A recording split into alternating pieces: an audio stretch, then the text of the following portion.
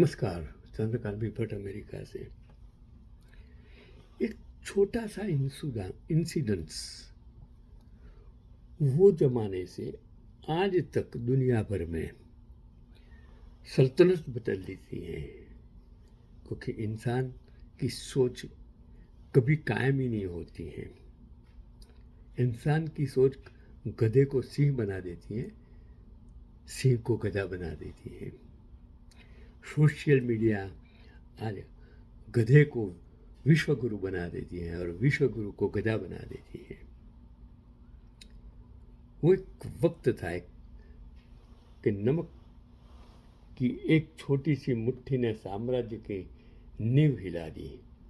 यह कहानी उस महान आत्मा की है जिसने एक साधारण नमक के दाने से ब्रिटिश साम्राज्य को धूल चटाई और लाखों भारतीयों के हृदय में स्वाभिमान की ज्वाला प्रज्वलित की और देश की आज़ादी की राह पर जन जागरण का ऐसा तूफान खड़ा किया कि दुनिया भर की नजरें भारत पर टिक गई।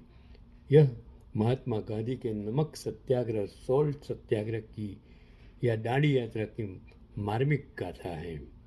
एक ऐसी यात्रा जो मात्र 385 किलोमीटर की पैदल यात्रा नहीं थी, बल्कि एक राष्ट्र की आत्मा की पुकार थी।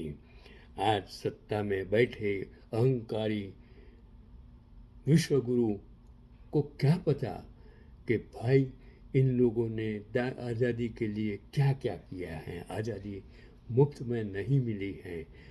राजाओं को इकट्ठा ऐसे नहीं किया गया है। एक पत्र और एक संकल्प 2 मार्च 1930 को महात्मा गांधी ने वायसराय लॉर्ड इरविन को एक पत्र लिखा। उस पत्र में उन्होंने स्पष्ट शब्दों में कहा कि नमक कर एक क्रूर अन्याय है। यह गरीब को रोटी पर लगने वाला कर है जो हवा और पानी के बाद जीवन की सबसे बड़ी आवश्यकता पर चोट करता है। उन्होंने घोषणा की यदि उनकी मांगें नहीं मानी गई तो वे नमक कानून तोड़ेंगे, और वाइसरॉय ने इनसे हल्के में लिया, लेकिन गांधी जी ने हृदय में अग्नि जल रही थी। 11 मार्च 1930 की रात साबरमती आश्रम में हजारों लोग इकट्ठे हुए। गांधी जी ने अपनी अंतिम प्रार्थना सभा में कहा, हम एक पवित्र युद्ध में प्रवेश कर रहे हैं। यदि हम गिरे तो भी सत्य की जीत होगी। उनकी आवाज़ में इतनी करुणा और दृढ़ता थी कि आंसू बहने लगे। और 78 चुनिंदा सत्याग्रही हर जाति धर्म क्षेत्र से उनके साथ थे। उनमें से कई नाम आज भी इतिहास में अमर हैं। सरदार पटेल के भाई विट्ठल भाई और गांधी जी के पुत्र मणिलाल और अन्य। 12 मार्च 1930 की सुबह 6:30 बजे गांधी जी ने अपना लाठी उठाया और साबरमती से दांडी की ओर कदम बढ़ाया। एक साधारण धोती पहने हाथ में लाठी, यह दृश्य देखकर हर भारतीय का हृदय भर आया। जैसे जैसे वे गांव-गांव से गुजरते, महिलाएं रोती, बच्चे दौड़कर उनके पैर छूते और पुरुष उनके साथ चल पड़ते। यात्रा के प्रत्येक पड़ाव पर गांधी जी भाषण देते। यह नमक केवल नमक नहीं है, यह हमारी स्वतंत्रता का प्रतीक है, और ब्रिटिश हमें हमारा नमक भी नहीं बनाने देते, क्योंकि वे हमें गुलाम बनाए रखना चाहते हैं। यात्रा का मार्मिक सफ़र क्या था कि 24 दिनों की यह यात्रा एक महाकाव्य थी। गांव में लोग फूल बिछाते, पानी देते और गांधी जी के पैर छूकर रो पड़ते। एक गांव में एक बुजुर्ग महिला ने कहा, बापू आप हमारे लिए मर रहे हैं, हम आपके लिए क्या करें। गांधी जी ने मुस्कुराकर कहा कि बस सत्य और अहिंसा का पालन करो। आज भारत के 140 करोड़ के नागरिकों को यह गांधी जी का सूचन, बस सत्य और अहिंसा का पालन करो। मैं कहता हूँ, अमेरिका में बैठकर कहता हूँ कि वो जगह हर कदम पर जनता जाग रही थी, महिलाएं आगे आ रही थी। वे जो घर की 4 दीवारी में कैद थी, अब सत्याग्रह में कूद पड़ी। 5 अप्रैल 1930 को दांडी पहुँचे। हजारों लाखों लोग इकट्ठे थे। सुबह 6 अप्रैल को गांधी जी समुद्र तट पर गए। उन्होंने कीचड़ में से एक मुट्ठी नमक मिट्टी उठाई और कहा, नमकीन मिट्टी नमक वाली, और इसमें ब्रिटिश साम्राज्य की नींव हिला रहा हूँ। फिर उन्होंने समुद्र का पानी उबालकर नमक बनाया। यह छोटा सा कार्य था, लेकिन उसमें एक राष्ट्र की गरिमा छिपी थी। पूरा देश उबल पड़ा। लाखों लोग समुद्र तटों पर नमक बनाने लगे।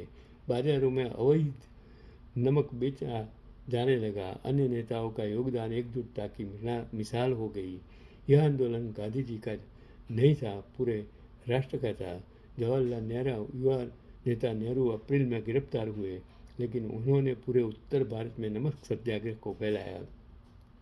उनकी गिरफ्तारी ने और अधिक लोगों को प्रेरित किया।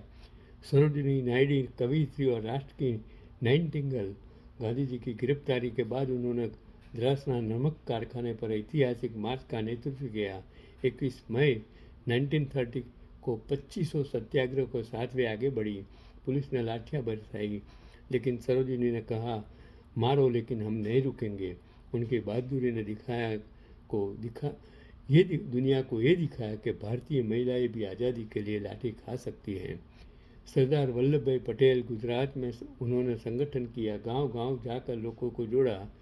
अब्दुल गफ्फार खान, फ्रंटियर गांधी, उत्तर पश्चिम सीमा प्रांत से उन्होंने खान अब्दुल गफ्फार खान के साथ खुदाई खिदमतगार बनाकर अहिंसक सत्याग्रह चलाया। कांग्रेस कार्यकर्ता और महिलाएं मिथुबेन पेट्टी, मणिबेन पटेल जैसी महिलाओं ने नमक बनाया। विदेशी कपड़ों की दुकानों पर पिकेटिंग की। धरासना में पुलिस की बर्बरता देखकर अमेरिकी पत्रकार वेब मिलर ने लिखा, सत्याग्रही एक एक करके गिरते गए, लेकिन किसी ने हाथ नहीं उठाया। उनके सिर पर लाठियां पड़ी, खून बहा, लेकिन वे मुस्कुराते रहे। यह दृश्य इतना मार्मिक था कि दुनिया भर में आंसू बहने लगे। और वो सफलता और अमर विरासत आंदोलन के अंत तक 60,000 से अधिक लोग जेल गए। गांधी जी मई में गिरफ्तार हुए, लेकिन ब्रिटिश साम्राज्य झुक गया। 1931 में गांधी इरविन पैक्ट हुआ, नमक बनाने की अनुमति मिली, राजनीतिक कैदी रिहा हुए। यह छोटी सी जीत थी, लेकिन उसने दिखाया कि अहिंसा से भी साम्राज्य को झुकाया जा सकता है। और गांधी जी ने देश का मान रखा। एक गरीब किसान की तरह रहकर सादगी से उन्होंने दुनिया को सिखाया कि सच्ची ताकत बंदूक में नहीं, हृदय में होती है। आज आपकी सच्ची ताकत 140 करोड़ लोगों को सोशल मीडिया से नहीं, जुडिशरी से नहीं, आपकी ताकत लोकशाही बचाने की है। अगर नहीं जागेंगे तो याद रखना, आने वाली पीढ़ी आपको कभी भी माफ़ करने वाली नहीं है। आज जब हम नमक की पुड़िया खोलते हैं, याद रखें उसमें एक मुट्ठी स्वतंत्रता छिपी है। और गांधी जी ने हमें सिखाया कि सबसे साधारण चीज़ से भी क्रांति हो सकती है। उनकी यह यात्रा आज भी प्रेम से भर देने वाली है, क्योंकि उसमें एक पिता की तरह पूरा देश रोया और एक बेटे की तरह पूरा देश जागा। यही तो आज़ादी किस तरह आप तक मिली। और 1947 से 70 साल तक आपने आज़ादी किस तरह बनाई रखी। लोकशाही जो आम्बेडकर ने बंधारण, सरदार नेहरू गांधी ने जो बनाया, वो आज तक टिका। और जिस टिका उस पर आप सत्ता पर बैठकर आज वो लोकशाही को गिराने का दुष्कृत्य करते हैं। तब 140 करोड़ की प्रजा अगर नहीं जागेगी तो समझ लेना, आने वाला कल आपको सवाल पूछेगा कि आपने मिली आज़ादी को क्यों गुलामी में तब्दील कर दिया, क्यों हिटलरशाही में तब्दील। वो इंदिरा गांधी कटोकटी लादने के बाद भी उसको झुकना पड़ा, और वही प्रजा ने उनको फिर इलेक्ट किया। आज ये कटोकटी के से भी ज़्यादा बर्बादी भारती हो रही है, जिसमें आपको जागने की कोशिश करनी चाहिए।